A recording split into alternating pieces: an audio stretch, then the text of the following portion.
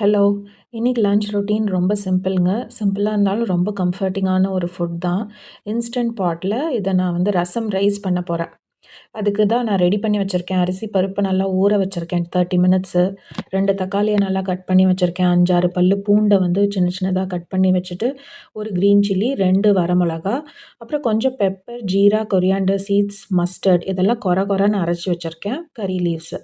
Instant பாட்ல கொஞ்சம் எண்ணெய் விட்டு, இந்த வதக்க வேண்டிய சாமானெல்லாம் போட்டு நல்லா வதக்கிக்கணும்.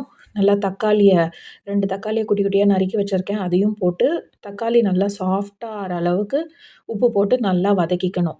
அதுக்கு மேல கொஞ்சம் அ டர்மெரிக்கு, ரசம் பவுடர், அப்புறம் கொஞ்சம் புளி, கொர கொரன்னு அரைச்சு வச்ச பெப்பர், ஜீரா அந்த மிக்ஸ்சர் எல்லாத்தையுமே அந்த எண்ணெயில ஃபர்ஸ்ட்டு வந்து நல்லா வதக்கிட்டு, அப்புறம் நம்ம ஊற வச்ச அரிசி பருப்பு. இப்போ நான் 3/4 டம்ளர் அரிசி எடுத்துக்கிட்டேன்னா, அதில ஒரு 1/4 பருப்பு துவரம் பருப்ப ஆட் பண்ணியிருக்கேன்.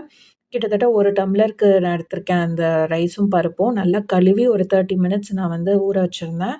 அதையும் கடைசியா அது மேல ஆட் பண்ணி, நல்லா தண்ணி நல்லா ஒரு 5 டம்ளர் தண்ணி விட்டா தான் ரசம் ரைஸ் நல்லா தள தளன்னு இருக்கும். கொஞ்சம் லேட் ஆனாலும் அந்த தளதளப்பு அப்படியே இருக்கும். மூடி வச்சு ப்ரெஷர் குக் பண்ணிட்டேன். இன்ஸ்டன்ட் பாட்ல ஒரு 25 மினிட்ஸ் வச்சா போதும். சூப்பரா ரெடி ஆயிடும். ரசம் ரைஸ்க்கு தொட்டுக்கிறதுக்காக பிரிஞ்சால் ஃப்ரை, பச்சை கத்திரிக்காய தான் நான் கட் பண்ணி வச்சிருக்கேன்.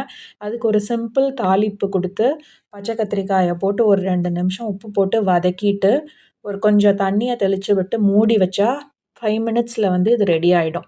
நல்லா வெந்தவொன்னே அதுக்கு மேல வந்து கொஞ்சம் காரப்பொடி போட்டு வதக்கிட்டு, கடைசியா வந்து ஒரு கை தேங்கா, துருவின தேங்கா, அத போட்டு வதக்கி மூடி வச்சுட்டா, சிம்பிளான பிரிஞ்சால் ஃப்ரையும் ரெடி.